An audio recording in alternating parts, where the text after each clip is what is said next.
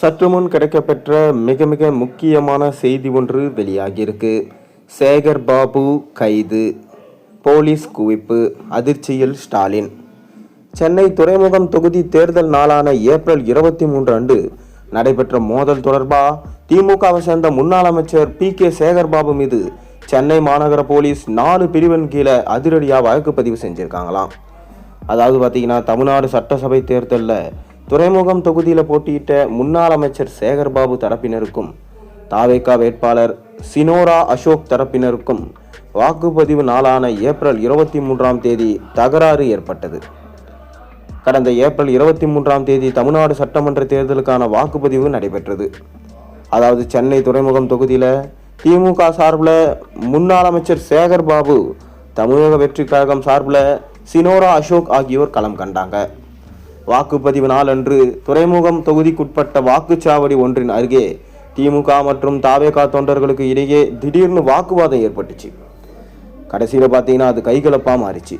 அப்போது அங்கு வந்திருந்த முன்னாள் அமைச்சர் சேகர்பாபு மற்றும் அவரோட ஆதரவாளருங்க தாவேகா வேட்பாளர் அசோக் சினோரா மற்றும் அவரது தரப்பு வழக்கறிஞரான விஜயகுமார் ஆகியோரை தடுத்து நிறுத்தி தகாத வார்த்தைகளால் பேசி தாக்கியதாக சொல்லப்படுது. தேர்தல் நாளன்று நடந்த இந்த தாக்குதலின் சம்பவம் குறித்து பாதிக்கப்பட்ட தாவேகா வேட்பாளர் சினோரா அசோக் தரப்புல சென்னை வடக்கு கடற்கரை காவல் நிலையத்தில் புகார் அளிக்கப்பட்டது. புகாரை பெற்றுக்கொண்ட போலீசார் முதற்கட்ட விசாரணைக்கு பிறகு முன்னாள் அமைச்சர் சேகர்பாபு மற்றும் அவரது ஆதரவாளர்கள் மீது சட்டவிரோதமாக கூடுதல், ஆபாசமாக பேசுதல், காயம் ஏற்படுத்துதல் மற்றும் கொலை மிரட்டல் விடுத்தல் உள்ளிட்ட 4 முக்கிய பிரிவுகளின் கீழ் வெள்ளிக்கிழமை வழக்கு பதிவு செஞ்சிருக்காங்க. துறைமுகம் தொகுதியில் வாக்குப்பதிவு நாளில் இந்த வன்முறை சம்பவம் அரங்கேறி இருப்பதும் தேர்தல் முடிவுகளில் சேகர்பாபுக்கே வெற்றி பெற்றார் என்பதும் நமக்கு தெரிஞ்ச விஷயம்தான். கடும் போட்டிக்கேயே தாவேகா வேட்பாளர் சினோரா அசோக்கை விட 11,750 வாக்குகள் கூடுதலாக பெற்று சேகர்பாபு தனது தொகுதியை தக்க வைத்து கொண்டார். தமிழகத்தில் ஆட்சி மாற்றம் ஏற்பட்டு விஜய் தலைமையிலான தாவேகா கூட்டணி ஆட்சியை பிடிச்சிருக்க சூழல்ல திமுகவின் முக்கிய முகங்களில் ஒருவரான முன்னாள் அமைச்சர் சேகர்பாபு மீது தாவேகா வேட்பாளரை தாக்கியதாக பாய்ந்துள்ள இந்த வழக்கு சென்னை அரசியல் களத்தில் அடுத்த கட்ட நகர்வா பார்க்கப்படுது. மேலும் பார்த்தீங்கன்னா, திமுக ஆட்சியில் தேர்தலுக்கு முன்பு வழங்கப்பட்ட பொதுப்பணித்துறை மற்றும் நெடுஞ்சாலைத்துறை டெண்டர்களை அமைச்சர் ஆதவ் அர்ஜுனா உத்தரவின்படி நிறுத்தி வைக்கப்பட்டிருக்கு. இது அதிகாரிகளிடையே பெரும் அதிர்ச்சியை ஏற்படுத்தியிருக்க நிலையில் இது குறித்து தமிழக வெற்றி கழக நிர்வாகியும் தமிழக பொதுப்பணித்துறை அமைச்சர் ஆதவ் அர்ஜுனாவிடம் கேட்டபோது, திமுக ஆட்சியில் கட்டிடங்கள் கட்ட 100 சதுர அடிக்கு சுமார் 500 ரூபாய் கமிஷன் பெறப்பட்டதாக குற்றச்சாட்டு இருந்திருக்கு. அதாவது இந்த கமிஷன் முறை தற்போது நிறுத்தி வைக்கப்பட்டிருக்கு. நெடுஞ்சாலைத்துறை மற்றும் பொதுப்பணித்துறை, போக்குவரத்து உள்ளிட்ட 12 துறைகளில் ஊழல் நடைபெற்று இருப்பது தெரிய வந்திருக்கு. தேர்தலுக்கு முன்பாகவே பொதுப்பணி மற்றும் நெடுஞ்சாலைத்துறையில் டெண்டர் விடப்பட்டிருக்கான். தேர்தலுக்கு பிறகு மீண்டும் திமுக ஆட்சிக்கு வரும் என்ற நம்பிக்கையில் ஓராண்டிற்கான பணிக்கு முன்கூட்டியே டெண்டர் போடப்பட்டு கமிஷன் பெறப்பட்டிருக்கு. இது விசாரணையில் தற்போது தெரிய வந்திருக்கு. யாரையும் இந்த சமயத்தில் நாம் குற்றம் சாட்ட விரும்பலை என சொல்லியிருக்கார். இது குறித்து தெரிந்து கொள்ள வேண்டும் என்பதற்காக அந்தந்த துறைகளில் விடப்பட்ட டெண்டர்கள் தற்போது நிறுத்தி வைக்கப்பட்டிருக்கு.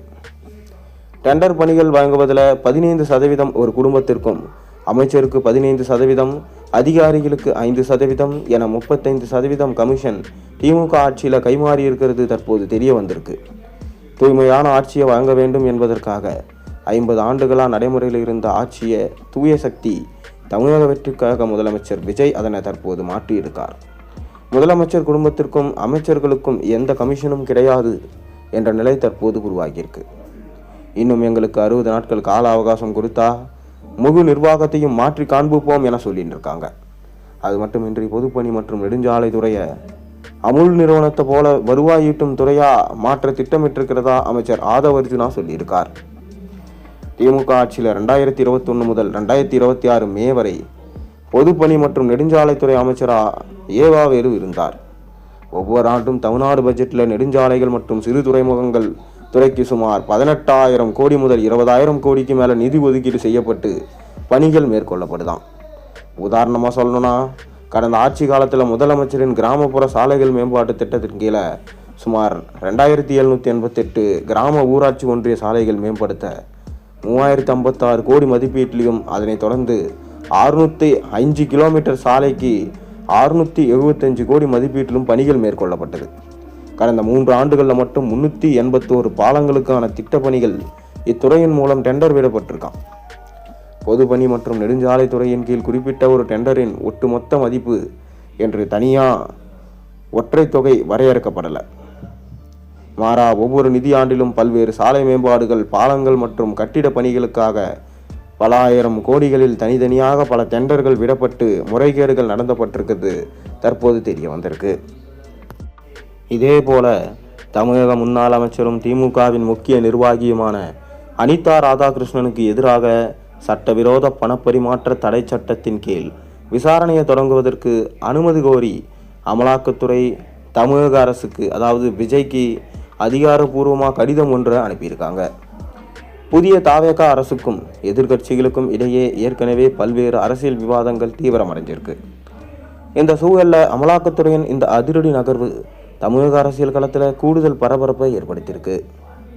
அமலாக்கத்துறை அனுப்பியுள்ள இந்த கடிதத்தில் என்ன சொல்லியிருக்காங்கன்னா, அனிதா ராதாகிருஷ்ணன் மீது ஏற்கனவே நிலுவையில் உள்ள வருமானத்திற்கு அதிகமான சொத்து சேர்த்த வழக்கு மற்றும் அதனுடன் தொடர்புடைய பண மோசடி விவகாரத்தில் சட்டவிரோத பண பரிவர்த்தனைகள் பெருமளவில் நடந்திருக்கிறதா அமலாக்கத்துறை குற்றம் சாட்டியிருக்காங்க.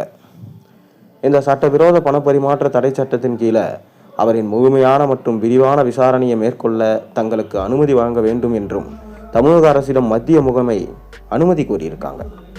மத்திய புலனாய்வு மற்றும் விசாரணை அமைப்புகள் தமிழகத்தின் முக்கிய அரசியல் தலைவர்களை குறிவைத்து தங்களது விசாரணையை ஆரம்பிச்சிருக்கிறது தொடர்ச்சியாக பார்க்கப்படுது. இதற்கு முன்னதாக இதே போன்றதொரு சட்டவிரோத பணப்பரிமாற்ற வழக்கில் முன்னாள் அமைச்சர் செந்தில் பாலாஜியை விசாரிப்பதற்கும் அவரிடம் அடுத்த கட்ட நடவடிக்கைகள் மேற்கொள்வதற்கும் அனுமதி கோரி அமலாக்கத்துறை தமிழக அரசுக்கு கடிதம் எழுதியிருந்தாங்க. தொடர்ந்து இப்போ அனிதா ராதாகிருஷ்ணன் இதேபோல 15 முன்னாள் மாஜி அமைச்சர்கள் கைது செய்யப்படுவார்கள் என்கின்ற செய்தி பரவலாக பேசப்பட்டு வருது.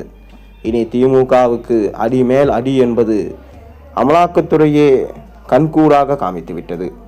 விஜய் எதுவும் செய்யவில்லை என்றாலும் அமலாக்கத்துறை இனி திமுகவை விடுவதாக தெரியவில்லை. திமுகவின் முக்கிய அமைச்சர்களும் சரி, ஸ்டாலினும் சரி கலக்கத்தில் இருப்பதாக தற்போது செய்திகள் வெளியாகியிருக்கு.